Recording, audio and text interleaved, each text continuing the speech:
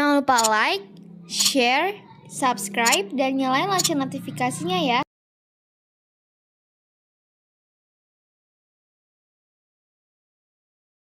Salam sepak bola, sahabat bola mania. Jumpa lagi dalam Bola Mania Channel bersama Yosef Torturis. Saya kasih judul episode kali ini STY bingung, skuad mewah linglung, dan kita pemirsa bengong.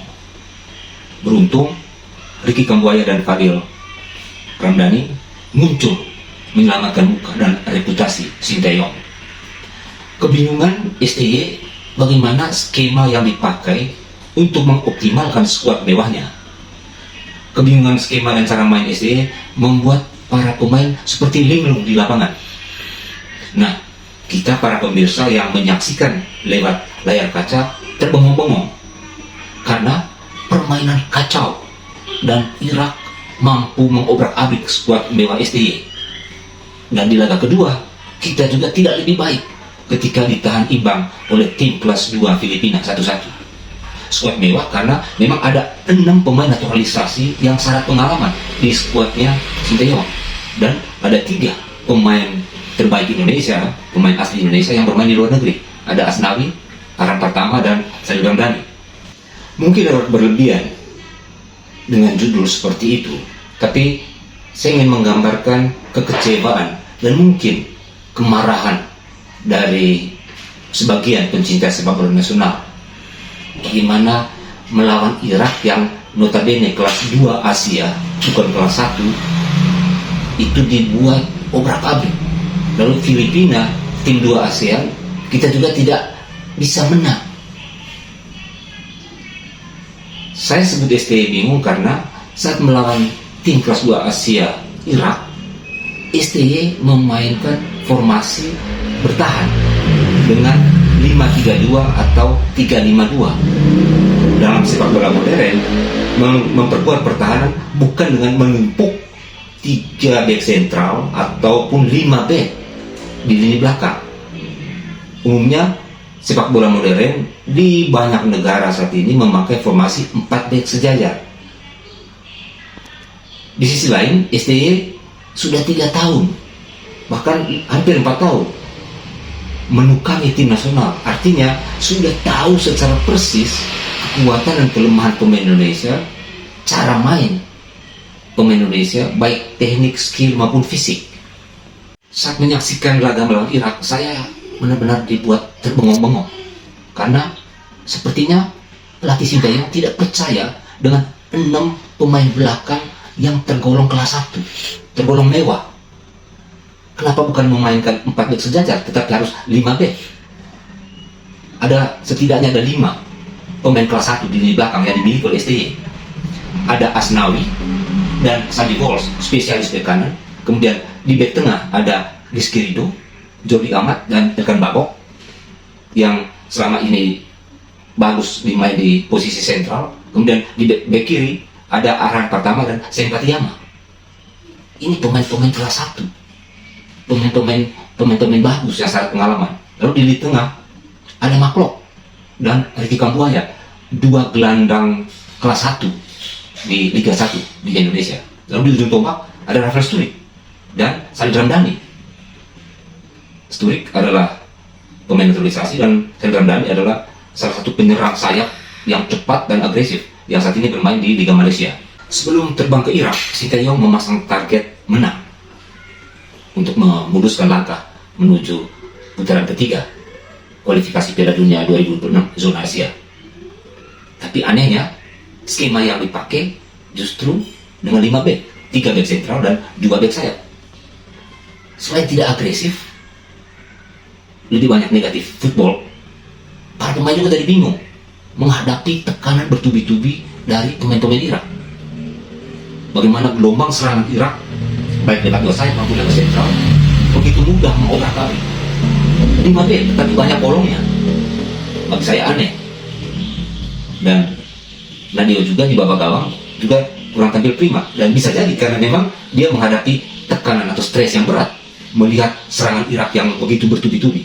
Ada sedikit perubahan ketika menghadapi tuan rumah Filipina, tetapi tetap saja bagi saya ada taktik yang agak aneh menurut saya.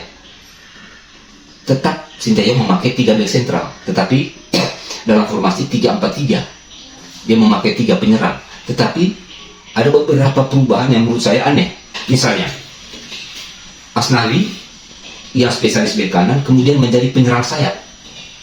Posisi dia dalam formasi 3-4-3 digantikan oleh Sandy Walsh. Kemudian Sempatiyama di kiri yang berhasil mencetak gol waktu lawan Irak diganti oleh Arhan Pratama. Lalu Maklok di lini tengah diganti oleh Rahmat Irianto. Jadi 3 penyerang, Sadil Ramdhani di kiri, Sturridge di tengah, dan Asnawi di kanan. Beberapa perubahan yang dilakukan Sinteyong ketika melawan Filipina ternyata juga tidak berjalan efektif. 15-20 menit pertama, pertahanan Indonesia benar-benar mendapat tekanan hebat dari penyerang dan pemain tengah Filipina.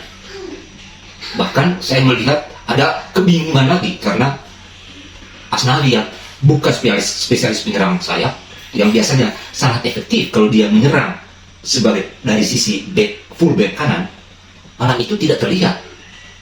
Bagaimana seorang back penyerang sayap, back kanan, kemudian disuruh menjadi penyerang sayap? Dia seperti agak kebingungan menghadapi pressing lawan. Demikian juga Sandy Walsh, ikut-ikutan juga bingung. Lalu kita lihat bahwa Sandy Walsh kemudian ditarik keluar. Padahal Sandy Walsh pemain naturalisasi berkelas. Berarti ada yang salah, bukan salah Sandy Walsh. Dan anehnya lagi, Rahmat Irianto banyak sekali melakukan kesalahan di lini tengah. Jadi Maklok ketika bermain di bawah form ketika lawan Irak bukan kesalahan Maklok dalam pandangan saya, karena cara bermain, sistem bermainnya yang salah, yang tidak tepat. Sehingga Rahmat Irianto pun ketika menggantikan Maklok saat lawan Filipina juga sama kacaunya, digilas dan dipermalukan Irak 1-5 dan hanya bermain imbang 1-1 saat lawan Filipina. Bahkan waktu itu nyaris kita kalah. Dan ingat bahwa Filipina adalah tim terlemah di grup F, membuat banyak orang semakin meragukan kapasitas dan kualitas dari Sinteyong, karena sudah 3,5 tahun, hampir 4 tahun menangani timnas, dan sampai sekarang tidak ada satupun gelar yang berhasil dibawa oleh Sinteyong di level Asia Tenggara untuk 3 timnas, 3 kategori timnas, U19, U23, dan timnas senior. Justru Indra Safri mempersiapkan tim hanya 1-2 bulan berhasil membawa emas SEA Games tahun lalu. Kemudian sebelumnya lagi Bima Sakti yang menukangi timnas U16 sukses menjadi juara Piala AFF U16. Lalu Sinteyong lolos ke putaran final Piala Asia.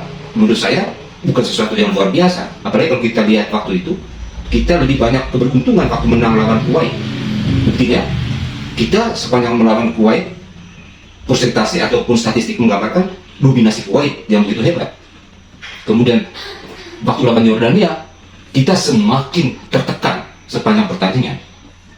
Jadi menurut saya tidak ada yang luar biasa sebenarnya.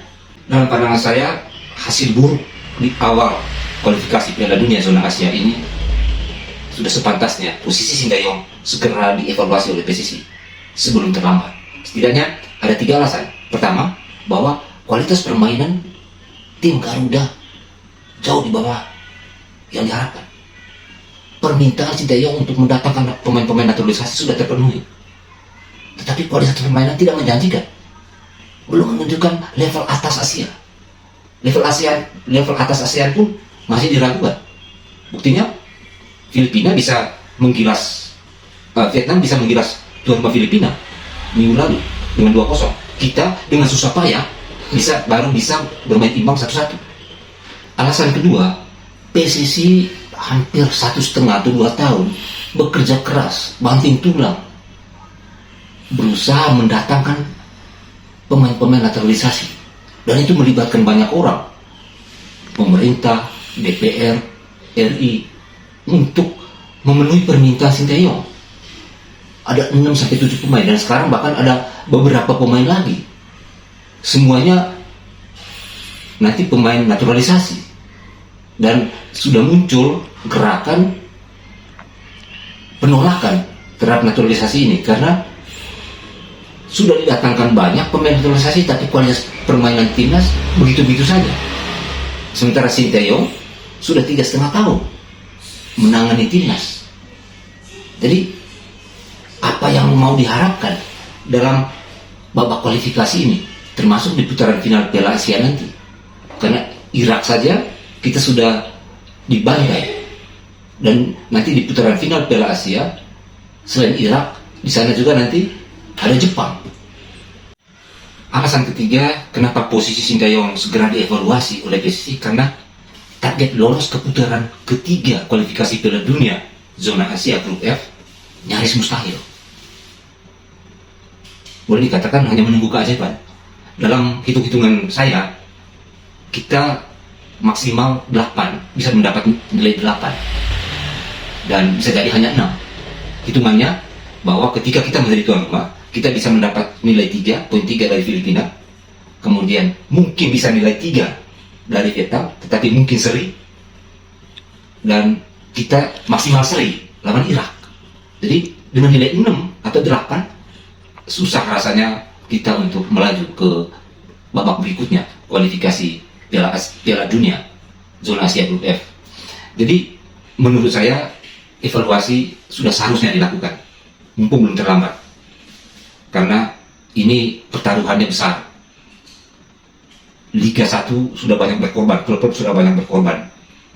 Kemudian PSSI juga sudah bekerja keras mendatangkan pemain-pemain naturalisasi. Belum lagi gaji Sintayong cukup besar. Barangkali dengan skuad mewah yang ada saat ini, dengan posisi Erick Thohir, pengalamannya, wawasannya, kapasitasnya, barangkali mulai membuka, merekrut pelatih kelas dunia. Vietnam katakan saja, mereka mengambil Philippe Troussier, pelatih kelas 1 Prancis yang pernah menukangi timnas Jepang di Piala Dunia 2002. Kenapa kita kemudian tidak mengambil langkah sedrastis itu, mulai melirik pelatih kelas dunia? Sahabat bola mania, ini hanya pandangan dari luar. Kita tidak tahu persis apa yang terjadi di dalam, tetapi setidaknya saya mewakili sebagian dari pecinta sepak bola yang merasa kecewa, khawatir, kemudian hopeless. Sepertinya sulit mengharapkan yang hebat dalam 1-2 tahun ke depan timnas di tangan Sintayong. Sahabat bola mania, sampai di sini dulu, sampai jumpa di episode selanjutnya. Salam sepak bola.